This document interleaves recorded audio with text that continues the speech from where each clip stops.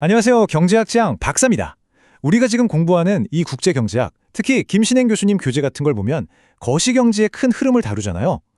오늘 우리가 함께 파헤쳐볼 1997년 외환 위기는요. 바로 그 이론들이 우리 현실에서 얼마나 무섭고 또 역동적으로 작동하는지를 보여주는 정말 가장 생생한 사례라고 할 수 있습니다. 어쩌면 좀 어렵고 아픈 이야기일 수도 있어요. 하지만 이 거대한 폭풍을 제대로 이해하는 건 현재 우리 경제의 체질을 파악하고 미래의 파도를 넘기기 위한 필수적인 항해술과도 같거든요. 자, 그럼 한번 시작해 볼까요? 정말 좋은 질문이에요. 맞아요.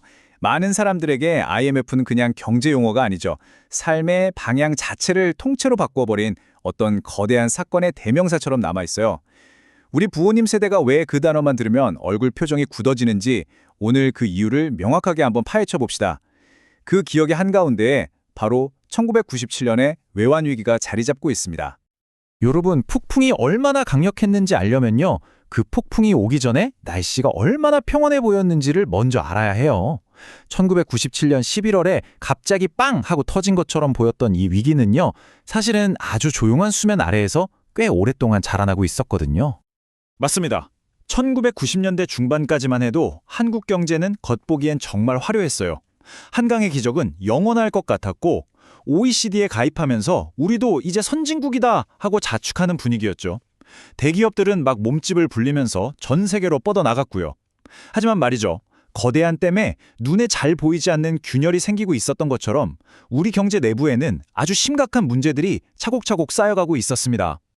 자, 그럼 그 거대한 댐을 순식간에 무너뜨린 폭풍의 정체는 대체 무엇이었을까요? 이런 엄청난 위기는 절대로 단 하나의 원인만으로 오지 않아요. 여러 문제들이 정말 기가 막히게 맞물려서 터진 말 그대로 퍼펙트 스톰이었죠. 지금부터 그 핵심 원인들을 하나씩 짚어보겠습니다. 이 폭풍을 일으킨 주범은 크게 이 세 가지로 요약할 수 있습니다. 첫째, 기업들의 너무 과감했던 투자와 그를 뒷받침한 엄청난 빚. 둘째, 금방 갚아야 하는 아주 위험한 빚, 바로 단기 회채의 급증. 그리고 마지막으로 이런 문제들을 제대로 감독하거나 제어하지 못했던 부실한 금융 시스템입니다. 첫 번째 원인부터 좀 더 쉽게 설명해 볼게요. 혹시 루니춘이라는 만화에 나오는 와일리 코요테 아시나요?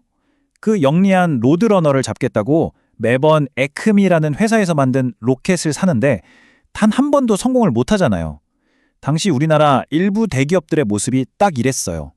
성공 가능성이 별로 없는 사업에까지 일단 하고 보자 식으로 무리하게 진출하면서 어마어마한 돈을 빌려 쓴 거죠. 자동차, 철강, 반도체 이미 잘하는 기업들이 있는데도 너도 나도 뛰어들었고 그 결과 기업들의 빚은 그야말로 눈덩이처럼 불어났습니다. 아주 날카롭고 중요한 질문이에요. 만기 불일치, 말이 좀 어렵죠? 말 그대로 만기가 서로 맞지 않는다는 뜻인데요. 이걸 아주 쉽게 비유하자면 신용카드로 빌린 돈, 그러니까 당장 다음 달에 갚아야 하는 짧은 빚으로 아파트를 덜컥 사버린 거예요. 아파트는 돈이 되려면 몇 년이 걸릴지 모르잖아요? 어때요? 생각만 해도 아찔하죠? 당장 다음 달 카드값을 막아야 하는데 집은 안 팔리고 당시 우리 기업들과 금융기관들이 바로 이런 위험천만한 만기 불일치 게임에 빠져 있었던 겁니다. 네, 바로 그겁니다. 대체 그 불일치가 얼마나 심각한 수준이었을까? 말로만 들으면 사실 감이 잘 안 오잖아요. 그래서 제가 가장 결정적인 증거를 보여주는 자료를 하나 준비했습니다. 자, 이 그래프에 한번 집중해 주세요. 우리나라 외채 구조를 보여주는 아주 중요한 자료입니다. 여기서 다른 건 다 잊으셔도 좋은데 딱 하나, 저기 저 점선 그래프만은 꼭 보셔야 돼요. 이게 뭐냐면 우리나라가 진 전체 빚 중에서 1년 안에 당장 갚아야 하는 급한 빚, 즉 단기 외채가 차지하는 비중을 보여주는 선이에요. 자, 보세요. 1995년까지는 그래도 좀 안정적으로 관리가 되다가 1996년을 기점으로 갑자기 어떻게 되죠? 네, 맞아요. 그냥 하늘 높은 줄 모르고 수직으로 치솟아 버립니다. 이게 바로 우리 경제에 설치된 시한폭탄의 초침이 미친 듯이 빨라지는 소리였어요. 그리고 1997년 위기가 터지기 직전에 이 수치는 무려 57.5%에 달합니다. 이게 무슨 뜻일까요? 우리나라가 외국에 갚아야 할 전체 빚의 절반 이상이 1년 안에 당장 현금으로 갚아야 하는 급전이었다는 뜻입니다. 국가 경제 전체가 거대한 카드 돌려막기를 하고 있었던 거나 마찬가지였죠. 결국 터질 것이 터지고야 말았습니다. 태국에서 시작된 아시아 금융위기의 불똥이 튀면서 외국 투자자들이 불안해지기 시작했어요. 그리고 한국에 빌려줬던 그 단기 자금들을 위험하다, 빨리 돈 내놔 하면서 한꺼번에 회수하기 시작한 거죠. 당장 갚아야 할 달러가 바닥나버리자 대한민국은 국가부도, 즉 디폴트 직전까지 내몰렸고 결국 마지막 선택지로 국제통화기금 IMF에 구제금융을 신청하게 됩니다.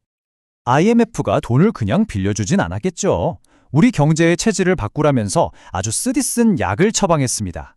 첫째, 금리를 확 올려서 돈의 가치가 떨어지는 걸 막고 외국 자본이 빠져나가지 못하게 하라는 고금리 정책. 둘째, 정부부터 허리띠를 졸라매라는 재정 긴축. 그리고 가장 핵심적이고 고통스러웠던 부실한 기업과 금융기관은 과감하게 정리하라는 혹독한 구조조정이었습니다. 이 쓴 약의 효과는 정말 즉각적이었고 또 너무나 고통스러웠습니다. 이 표가 당시의 주요 경제 지표들인데요. 되게 복잡해 보이지만 딱 한 군데만 집중해서 한번 봅시다. 맨 왼쪽에 있는 경제성장률이라는 항목 보이시죠? 바로 저 숫자 하나가 이 위기가 우리 경제에 어떤 충격을 줬는지를 명확하게 보여줍니다. 자, 이렇게 간단하게 보니까 훨씬 더 극명하게 드러나죠? 1997년까지만 해도 4.7%씩 성장하던 경제가 불과 1년 만인 1998년에 마이너스 6.9%로 곤두박질 칩니다. 이건 뭐 전쟁이라도 나지 않고서는 보기 힘든 수치예요.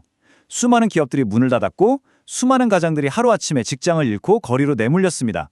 그런데 더 놀라운 건 바로 그 다음해인 1999년이에요. 무려 9.5%라는 엄청난 성장률로 반등하거든요. 이 극적인 V자 모양의 회복이 바로 외환위기가 남긴 또 다른 중요한 특징입니다. 폭독한 겨울이 지나면 봄이 오듯이 이 외환위기라는 거대한 폭풍은 한국 경제의 풍경을 완전히 바꿔놓았습니다. 그 고통스러운 구조조정 이후 우리 경제는 과연 어떤 모습으로 재탄생했을까요? 긍정적인 면과 또 그 이면의 그림자를 함께 살펴보겠습니다. 물론 긍정적인 변화도 분명히 있었습니다. 방금 본 것처럼 아주 빠른 V자 회복을 이뤄냈고요. 기업들은 예전처럼 무분별하게 빚내서 사업을 확장하지 않게 됐죠. 재무 건전성이란 개념이 아주 중요해졌어요. 금융 시스템은 훨씬 투명해졌고 정부는 또 다른 위기를 막기 위해서 외환 보유고를 아주 튼튼하게 쌓아 올렸습니다. 한마디로 경제의 기초 체력, 맷집이 강해진 셈이죠. 하지만 모든 일에는 빛과 그림자가 있는 법이죠. 이 빠른 회복은 엄청난 사회적 비용을 치른 결과였습니다. 위기 이전에는 당연하게 여겨졌던 평생 직장이라는 개념이 사실상 사라졌고 고용 안정성은 크게 낮아졌어요. 비정규직이라는 말이 일상화됐죠.